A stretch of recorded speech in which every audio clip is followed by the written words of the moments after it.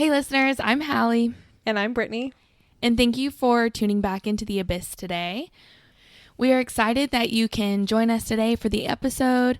It's one that we really look forward to sharing with you. And don't forget to go hit that like and the subscribe button. Give us that 5-star rating. We want to see how many we can get. So don't be shy about it. Make sure to follow us on Facebook and Instagram where we post the latest updates for episodes. And if we see anything funny true crime related or serious true crime related or updates for cases. So make sure to go follow those.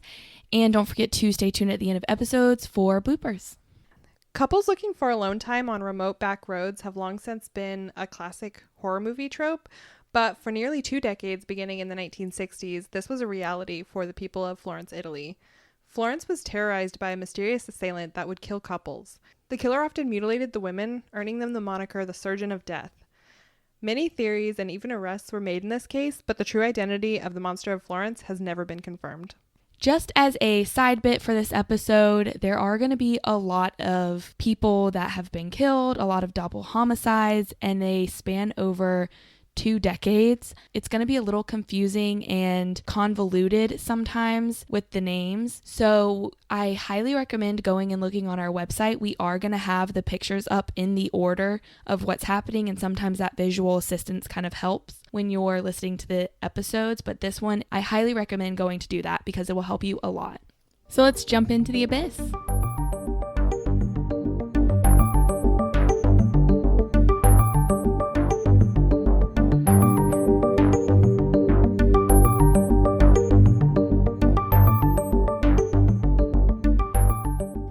Traditions and family are very important to Italians, especially back in the 1960s through the 1980s. Most Italians lived at home with family until they were married. Usually younger couples who wanted alone time away from their families would sit in cars to have intimacy. They would park in isolated areas or at quote-unquote lovers' lanes late at night. Seemingly a perfect hideaway, the couples would let their guard down. Unfortunately, someone would take advantage of their distracted states. Also, we apologize if we may mess up some of these names that are Italian. We're going to try our best to say it the right way, but obviously we might pronounce things wrong or give the wrong inflections. On August 21st, 1968, Barbara Loci and her lover Antonio Lobianco were parked in Lastra a Signa near Florence. It was around midnight, and both of them were married to other people. They were secret lovers. However, he was not the only lover of Barbara's.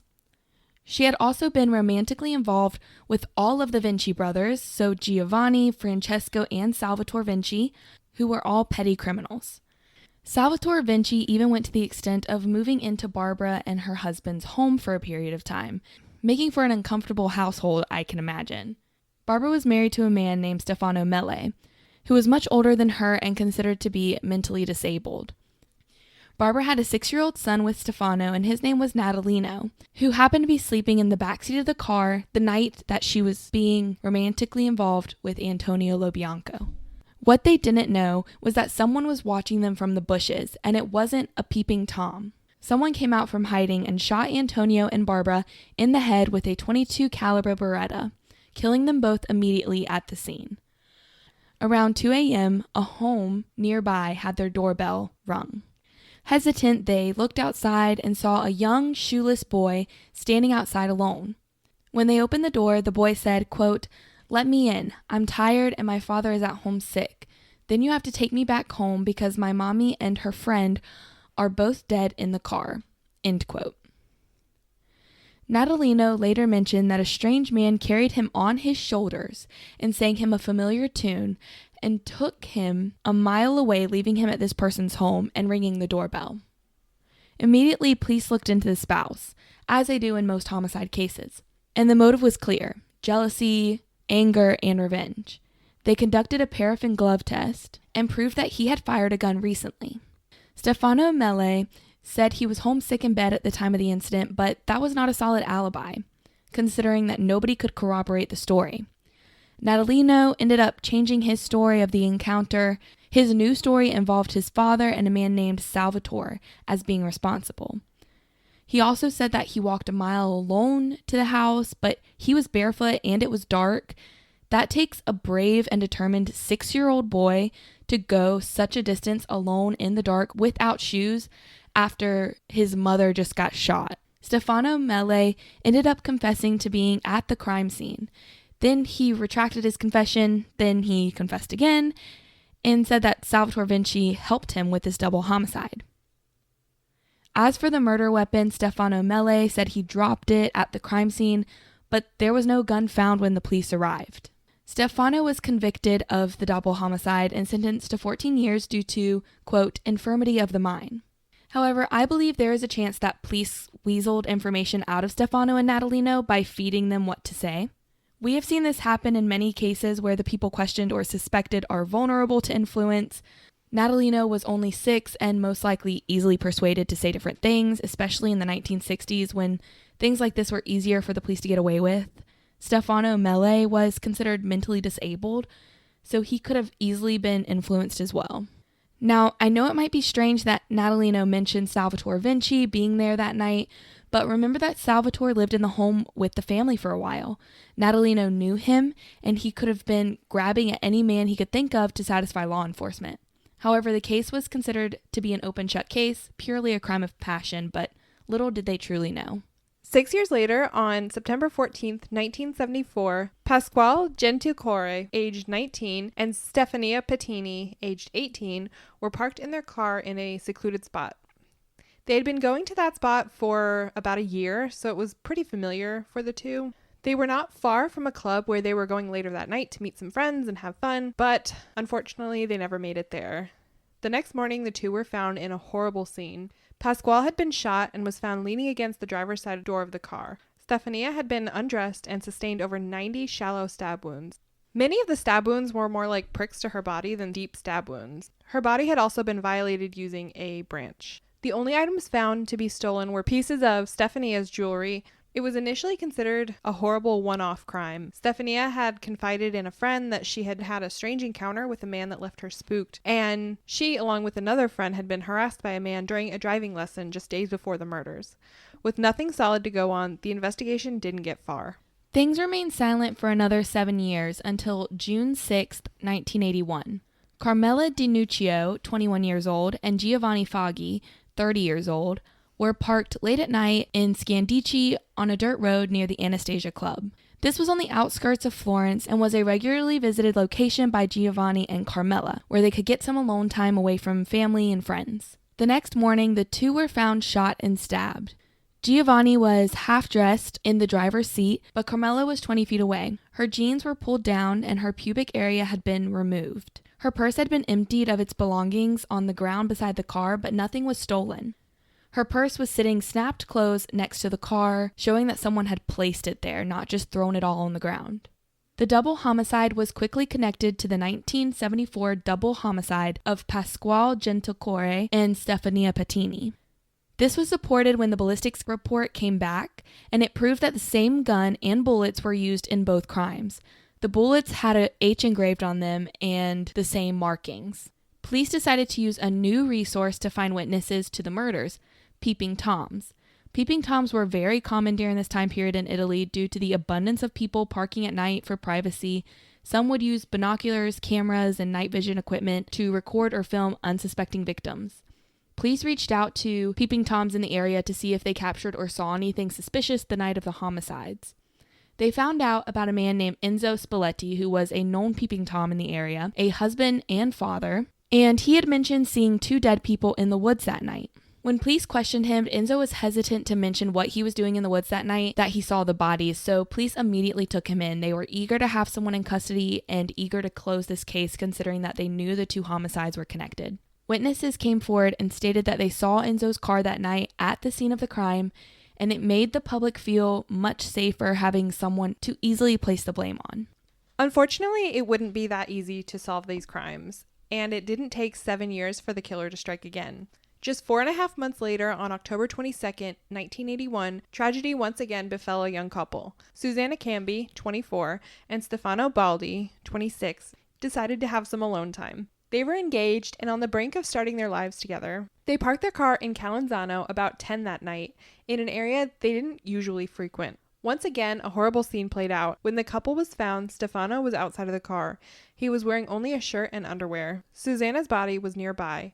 Both had been shot, and like the previous crime, Susanna's genitalia had been mutilated. This detail led investigators to believe this aspect was a ritual for the killer. Like the previous scenes, Susanna's purse was dumped out, and its contents was scattered on the ground, but nothing appeared to be taken. There were similarities to the previous killings, but there were also a few key differences. These murders all had happened in summer, but this one was in autumn. Not only that, but the killer usually struck on a weekend or a holiday, but Susanna and Stefano were killed on a Thursday. These crimes also usually happen on moonless nights, but that didn't seem to be a factor here. These inconsistencies raised questions about whether these murders were perpetrated by the same person as the others, and with Enzo Spalletti still in prison, it was obvious that someone else was to blame for... Although these inconsistencies raised questions about whether these murders were perpetrated by the same person as the others, Enzo Spalletti ended up being let go because police couldn't really hold him when the murders were happening while he was imprisoned. Police found a shoe print in size 44. Obviously, it's impossible to say this belonged to the killer, but police believed it was likely a key piece of evidence. Witnesses saw a quote-unquote crazed man driving erratically around the area, and a sketch was developed. We have a picture of this sketch on our website, so be sure to go check that out. There's a lot of pictures associated with this case. There's several iterations of sketches, but we have them all up there for you to look at. According to her mother, Susanna had confided in her that someone had been harassing her for days before the murder, even chasing her in a car. Not only that, but an unknown person called Susanna's mother asking to talk to her daughter several days after she had been killed, which really unnerved her. Because these murders took place in the countryside, there were lots of concerns about the contamination of crime scenes. People from the villages would come out to see the bodies, whether out of morbid fascination or to pay respect. Bouquets of flowers were left behind by the bodies, and police had a hard time keeping all the people out of the area. There weren't the standards that we think of today at that time in place, so no shoe covers were worn, no gloves. It was really hard to keep the crime scene pristine. At this point, police knew they had a serial killer, and panic rose in the city of Florence. A journalist, Mario Spezzi, gave the killer the name the Monster of Florence to connect the perpetrator with other high-profile criminals in history. Little did he know this killer was just getting started. On June 1982, merely 8 months after the murder of Susanna Cambi and Stefano Baldi, the killer strikes again. Antonella Migliorini, who was 19 years old at the time, and Paolo Mainardi, who was 22 years old, were parked in Baccagliano near the street. Even though they wanted privacy and alone time, they were fearful about the Monster of Florence attacking them. They parked near the street where friends driving by even noticed their car present. This was a tactic to deter any predators. Unfortunately, it didn't work. The attack happened anyways, but Paolo wasn't going down without a fight. The murderer shot Antonella, then Paolo, only hitting him in the arm with a .22 caliber Beretta. Paolo was able to put the car into reverse in an attempt to escape. He managed to back the car across the street, ending up tail first in the ditch, trapping them even further. The attacker then shot out the headlights of the car to conceal it from passersby, providing the opportunity for the murderer to escape. Due to the hasty exit, no mutilation occurred to the female, nor was there stabbing, meaning that Paolo was not yet deceased. Shortly after, someone noticed the car sitting in the ditch and assumed an accident had occurred. They pulled over to help and immediately called the ambulance and police. Paolo was transported to the hospital for help, but he was not in a state to provide information to law enforcement about the encounter. Unfortunately, the ability to question him later would never occur because Paolo died of his injuries shortly after arriving at the hospital. Prosecutor Silvia Della Monica decided to use Paolo's initial survival to the investigators' advantage. It was big news that Paolo made it to the hospital before dying. A statement was put out to the reporter, Spezzi, that Paolo had made comments about the killer before passing. Days after Paolo's funeral, one of the emergency workers that had helped him that night received a call in the middle of the night. The caller claimed to be the killer and inquired about what Paolo had said before he died. The worker was then given police protection because the calls kept coming and sometimes even involved threats. The mystery person even called the worker when he was on vacation in Rimini. It baffled investigators how the caller even knew the man had helped Paolo or how they would have known how to reach him on vacation. In another incredible turn, an envelope showed up to the police station. The envelope contained new clippings about the murders of Barbara Locci and Antonio Lo Bianco in 1968. At the top of the page, the sender had written, quote, "Why don't you take another look at this?" End quote. Police took the advice and looked back at the evidence from that case. They found that the bullets from the 1968 murders matched the bullets from 1974.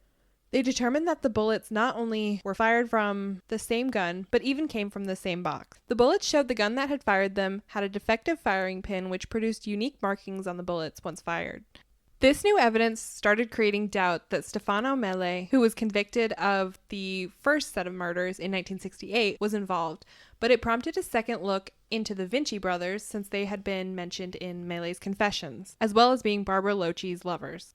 Shortly after these finds, Francesco Vinci's car was discovered south of Tuscany, hidden in the woods.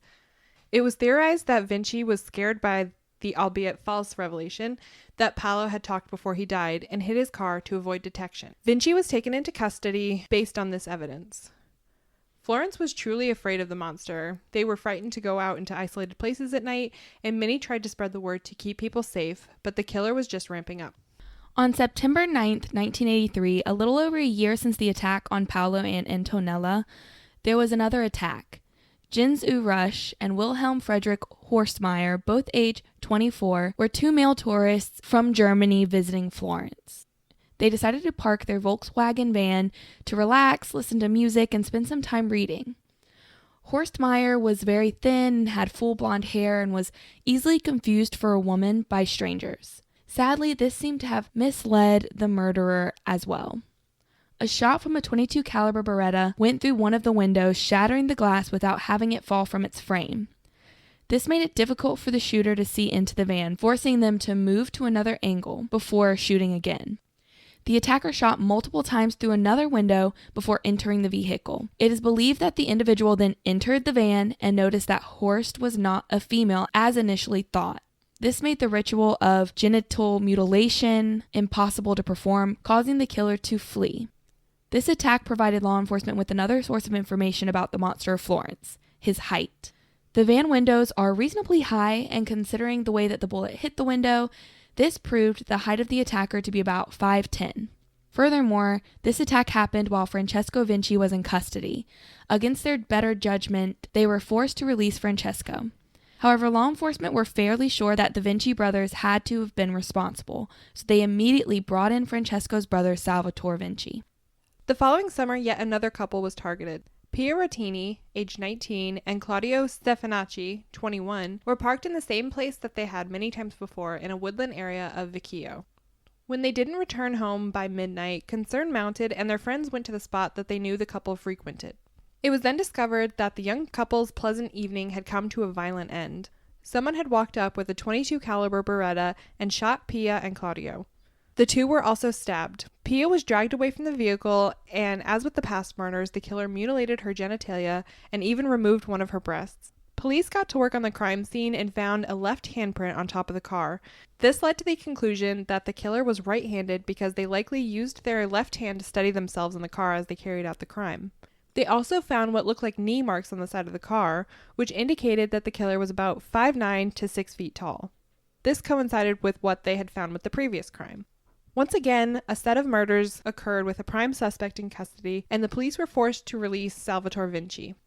The investigators traced Pia and Claudio's movements for earlier in the day and found that they had gone to a bar. Here, witnesses said a strange man sat and stared at Pia the whole time that they were there, and when Pia and Claudio left, this odd man rushed to leave as well. Witnesses felt this was significant, and a new sketch was developed based on this encounter, and you can go on our website and see that one as well. On September 8, 1985, another year from the last attack, the people of Florence unluckily saw another brutal homicide.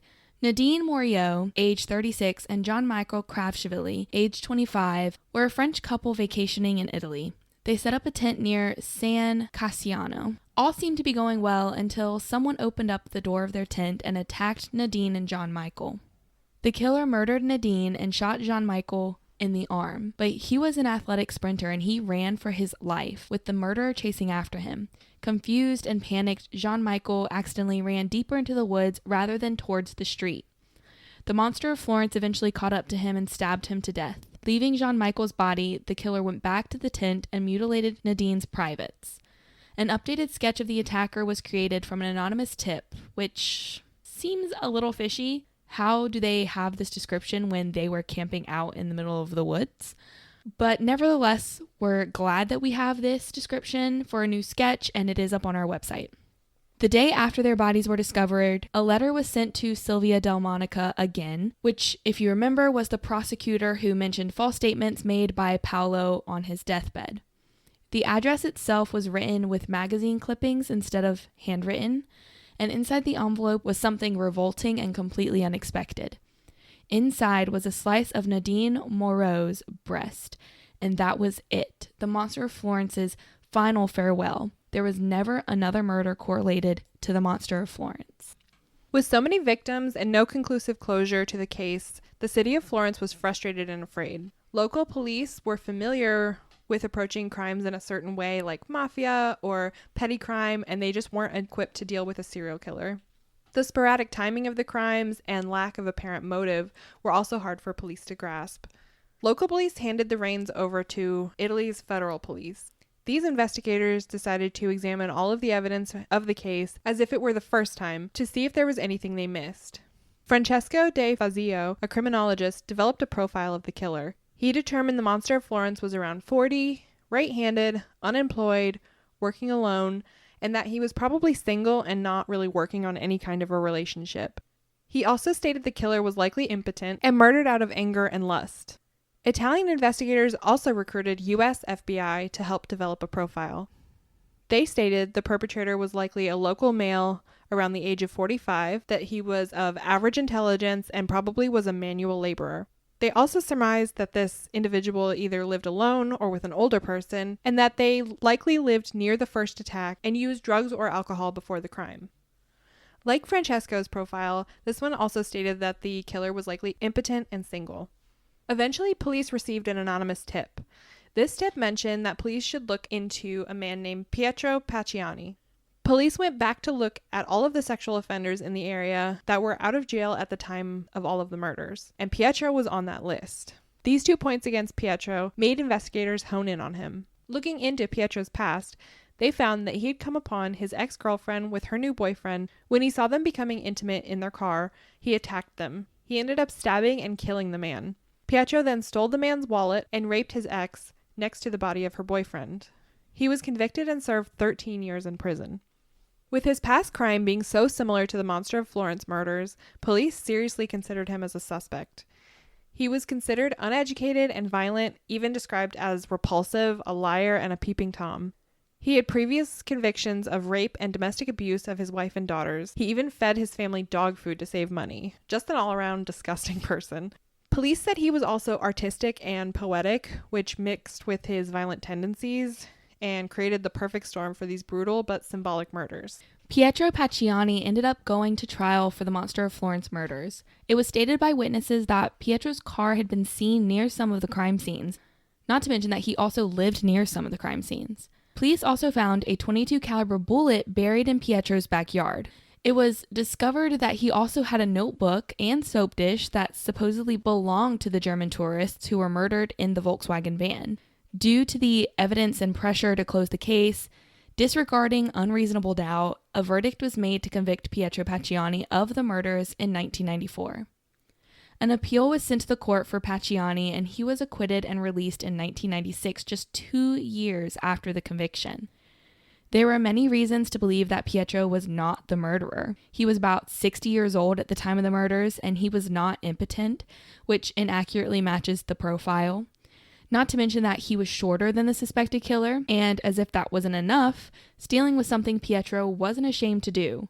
He was said to be greedy and had even stolen during assaults before. Furthermore, Pietro had an alibi for the murders in 1985, which were on a Sunday night, supposedly. However, I did read that the murder actually occurred on a Saturday, but they changed the date for an easier conviction of Pietro Pacciani.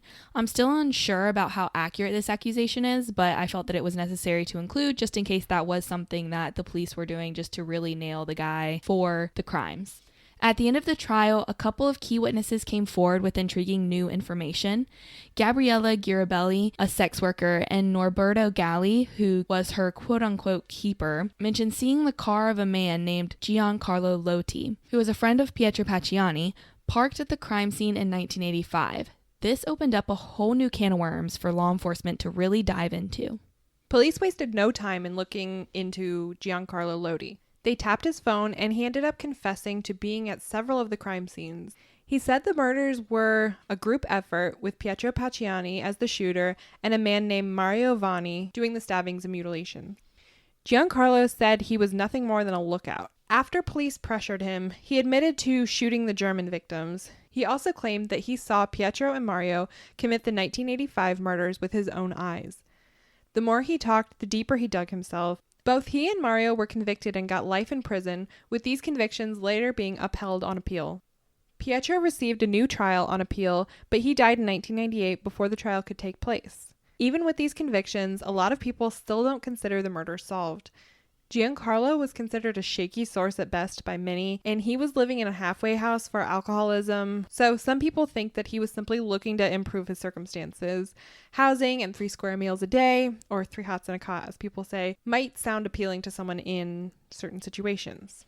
That brings us around to theories. Considering the length of the case and the details of the crimes themselves and the interactions with law enforcement, there are many speculations as to who could have been responsible. There are a lot of individuals who have professional theories as well as ones that we've found from online sleuths, not to mention our own perspectives. Mario Spezzi, who is a crime journalist that we've mentioned a few times throughout this episode, believes that the Vinci brothers are responsible for the murders. At one point, Mario was arrested for obstruction during his investigation into the monster of Florence, and we'll have a little bit more details on that later, but it's something just to keep in mind. He thought that Salvatore Vinci's son, Antonio Vinci, had something to do with it. This was founded on the fact that he was a part of the Vinci family and had a known temperament. Antonio Vinci once threatened his father, Salvatore's, life with a scuba knife when angered. Furthermore, to support Mario Spezzi's theory, Antonio's wife divorced him for his inability to consummate the marriage. This connects with the belief that the monster of Florence was impotent. It is interesting, though, that Mario Spezzi seemed to be constantly the first person at the crime scene, so it's not really a good look that he was always right there at nearly every double homicide, but he hasn't been considered a suspect himself. Nino Falas, though, Mario Vanni's attorney, has a theory of his own. He thinks the killer impersonates law enforcement to get close to the couples before striking. At several of the crime scenes, the vehicle registration was found on the floor of the cars, so this might be evidence that the victims were attempting to comply with law enforcement when they were attacked, maybe getting out their registration and license and stuff like that. There was also an anonymous report that a police car had been slowly driving in the area of one of the murders. The person inside of the vehicle was alone, which was odd considering that it was standard practice for officers to ride in pairs. Nino Falasto believed that the murders were committed alone and for ritualistic purposes. He also theorizes that if the perpetrator was impersonating police, he could have maneuvered relatively unnoticed around police and even planted things that threw police off. It seemed at the time that the killer knew the pace and developments of the investigation, so there's definitely some evidence that this theory could be true. The only part of that theory that kind of throws me off is you think about how Paolo was shot in the arm or how people were shot through the windows and stuff. And so if a officer was responsible, then I feel like they wouldn't just attack from the bushes. They were using their uniform and their position to gain trust and access to the victims. So that's the only part of that theory that kind of throws me off, but I do believe that it's a strong theory. Yeah, like maybe he used that disguise for some of the murders and not others. Yeah, it doesn't fit with every single crime, but it fits with some of them. Another theory is proposed by a man named Antonio Segnini. He believes that Stefano Mele, who was the very first suspect in the crime committed in 1968, and the Vinci brothers committed the first double homicide. When the murders happened, he believes that Giancarlo Lotti was watching as a peeping Tom, who then took the .22 caliber Beretta that they had dropped at the crime scene and stole it. Antonio Segnini thinks that Lotti then recreated the crime as a way to feel significant or important, since he does match the suspected height and age of the killer. Even though Lodi said he only watched the murders, then shot once while working with Pacciani, Antonio believes he committed all the murders and threw others into the loop to lessen the charges against himself. Now, some other theories don't even have a specific culprit in mind. Francesco Bruno, a professor of criminology, believes that the Monster of Florence murders were all part of some satanic cult ritual. Also, he believes that there were codes in the mail that was sent to law enforcement that gave them tips, kind of like the Zodiac killer. On the other hand, a man named Paolo Cocci believes that the real killer has never been suspected, questioned, or investigated, and that the perpetrator walks free today. I have to say that that's probably along the lines of what I believe. Yeah, I would agree. In 2001, Michele Gudiari, who was chief inspector from 1995 to 2003, said that he believes that Lodi, Vanni, and Pacciani worked together. He believed that someone was commissioning these crimes and that that person was someone that was elite, like a doctor. Gudiari thinks that Lodi, Vanni, and Pacciani were paid for body parts that they brought to this person. He also announced that the murders were connected to a satanic cult, fetish-based orgies, black masses, or devil offerings. He thinks that all of these events were occurring underground and had never been found.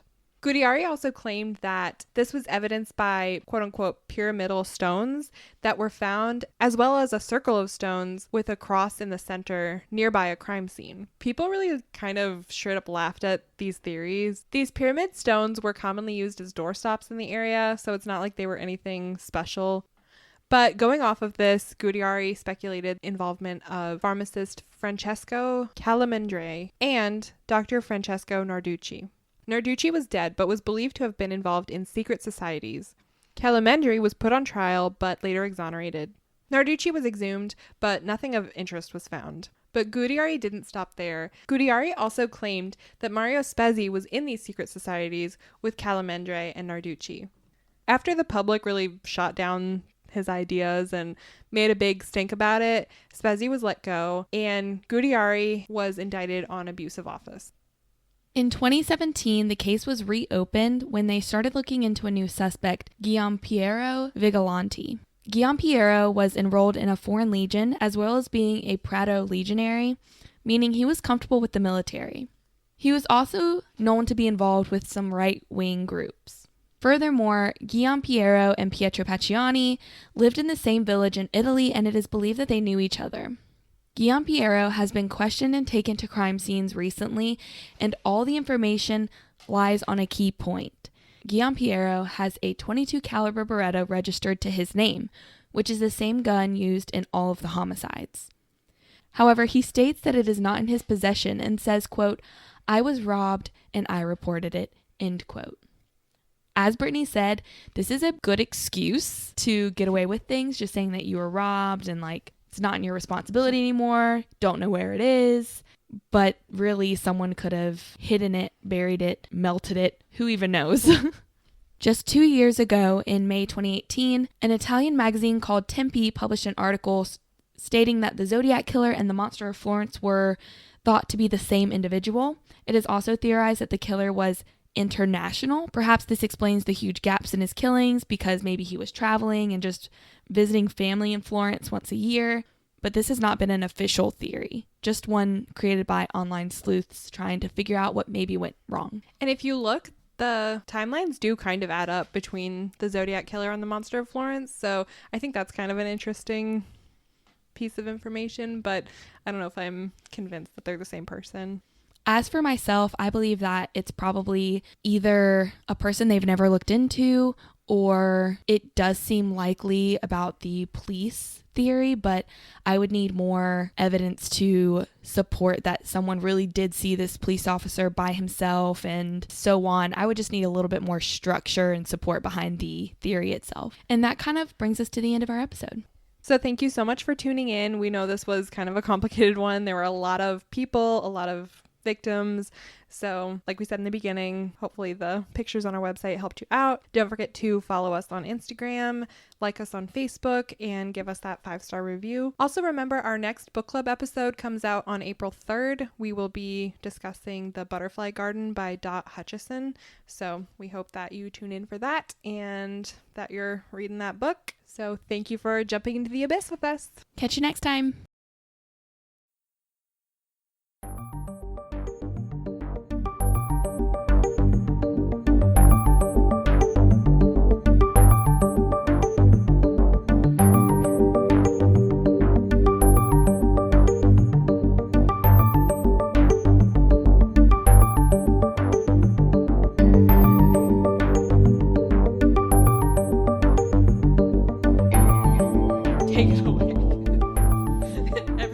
that was bad. I was like, I was nard. Gonna make me say fetishistic orgies. Both age 24. 24. Stop. 21st. Struggle bussin'. Darn pandemic. You darn pandemic. Causing problems. I'll break the chair. How crazy ride. This led to the Or investigated. We're winging it. Wish me luck. They do. I forgot to write the last part. Ooh.